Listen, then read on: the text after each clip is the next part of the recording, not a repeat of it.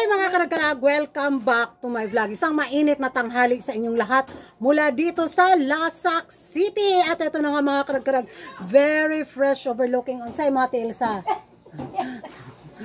Say mate. Na mismo ra?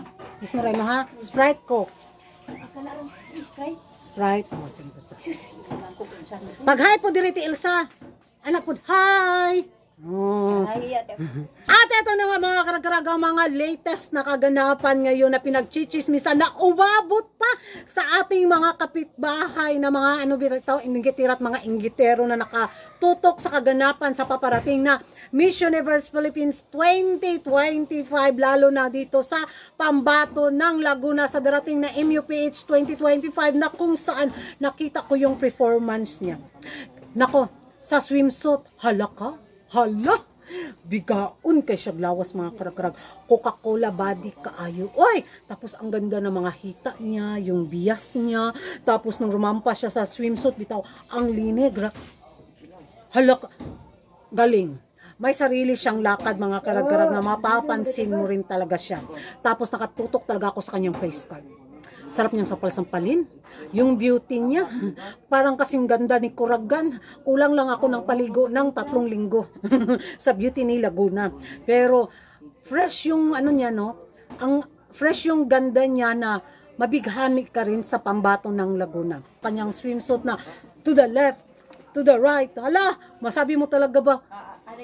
Tapos dagdag mo talaga yung shape ng katawan niya na, uy, kabigaon, kaigatot ba niya yung lawas? Uy, yun talaga yung napansin ko mga karagkarag sa Pambato ng Laguna. At nung rumampa siya sa kanyang pa-evening gown, hala, naka-white. Oh, parang si Kuragan. Of course, pinaghandaan ko rin itong mga karagkarag. Patatalo ba tayo sa pa-evening gown at aura ng Pambato ng Laguna na kung saan nung rumampa siya sa kanyang pa-evening gown na, ay, very divine. Ganda. Ang gaan ng kanyang aura mga karagkarag. Ang gaan niya talagang tingnan, talagang nilamon niya ang stage. Sabi madugay, magkuha na mo sa inyo ang karne. Membro sa butang sa karne. Hinay-hinay na magkawang nila. Kaya maghinay-hinay na sipon. Alay na mo. Umana si Dong Ibet ang anonsyo. Ang tatong pagsalabog sa ako. Kaya aron na ba duhaan ka sa ako kasi hindi matulad. Kasi mga karagkarag, piyesta. Sa karne, butang magibahin na. Hinay na mo kamang dire, magdala mo blok ka sa ako kay ba't hindi matulad sa ako. O mo ato, may utod, ang salamat, advance, happy pista. Pesta kasi bukas mga karagkarag sa simbahan din sa Senior Santo Niño, kaya ayun nagkatayan sila ng 5 baboy dito. Yung ano ba, yung butang-butang bitaw na every year lilikumin nila yung nila, yung pera nila, tapos binila nila ng karne. So bukas may handaan dito sa Lasak City. Kaya yun na yung pa-extra advertisement natin dito mga karagkarag. Tuloy na natin yung chismisan. Nung rumampa siya sa kanyang pa-evening gown na kung saan, hala, ang ganda! Ang sama ni mo, ayan. Ang ganda niya mga karagkarag, bagay na bagay sa kanya yung evening gown niya na, Pambato ng Laguna, watch out. So dapat ba daw kabahan ang mga bitiranang muling magbabalik at lalaban sa corona sa Miss Universe Philippines 2025, lalo na daw si Winwin Marquez, lalo na daw si Iliana. Ang masasabi ko lang, wala pa namang konfirmasyon mula sa kanilang mismo sa sarili nila, di ba, na pinupost sa social media. Pero kung sakaling lalaban nga si Winwin at saka si Iliana, nako, malakas nilang maging kalaban itong Pambato ng Laguna. At meron pang isa mga karagkarag nung nakita ko, yung mga pa-local pageant bitaw na nagkorona na ng mga kandidatang maging pambato nila sa MUPH 2025. Unsay mo hanong please Sandubag dako. Pagkuha lang di Pagkuha lang di Naisilupin di pagkuha. Ayaw ra kuha ra di isa. Isa or duha.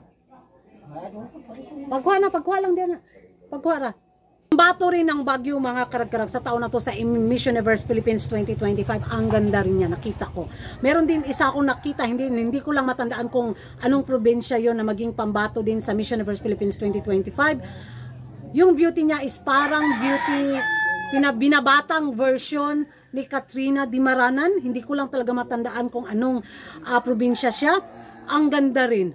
At pagdating sa patalinuhan naman, pagdating sa communication skills na talagang bumubula din ang bunganga sa kanyang communication skills, ang pambato din ng Cebu sa darating na MUPH 2025. Nako, grabe yung ano ngayon ha, apoksaan galore sa darating na national pageant sa Pilipinas, bitaw sa MUPH.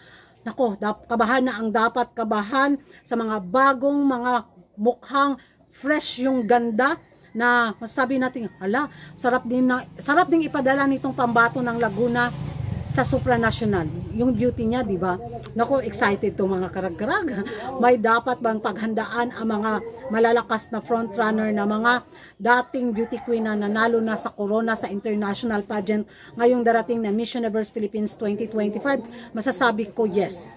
Dahil masasabi natin mga baguhan na mga mukha, yung mga kalaban nila, pero yung karisma, lalo na sa pambato ng Laguna, iba din. Di ba? Ang lakas din ng hatak ng beauty niya. Yun yung magiging reaction ko mga karag-karag. Ewan ko sa inyo kung ano yung magiging komento at magiging reaction nyo sa bagong kinurunahan na pambato ng Laguna sa darating na Miss Universe Philippines 2025. Ingay tayo sa comment section mga karag-karag, at kung hindi ka pa nakapag-subscribe sa YouTube channel ko, don't forget to like and subscribe ko Ragan Karag, ang babaeng lagi nagkarag-karag. And see you in my next vlog. Don't forget to hit my notification bell sa aking YouTube channel para updated kayo sa mga kaganapan sa chismisan, iskandalo at mga revelasyon na kahit maliit si Kuragan, of course, lalaban tayo para sa ekonomiya. And thank you for watching mga karag-karag. Bye-bye. How would you define the hashtag the Filipina in Laguna, and what qualities do you believe make you the ideal representation of this quality? She is a transformational leader and beautifully confident. I'm a firm believer that the Filipina in Laguna is someone who will illuminate paths of hopes and possibilities, creating a ripple effect of change that resonates across the universe. I stand here, fueled by purpose that drives me to uplift those in need. And I am dedicated to reaching out to communities and individuals who are in need, particularly to our partnership with Save the Children Foundation and Ahon Mahirap, ensuring that every child in our community has the opportunity to thrive, dream, and achieve their fullest potential. Thank you. Thank you so much, candidate number 9. Thank you.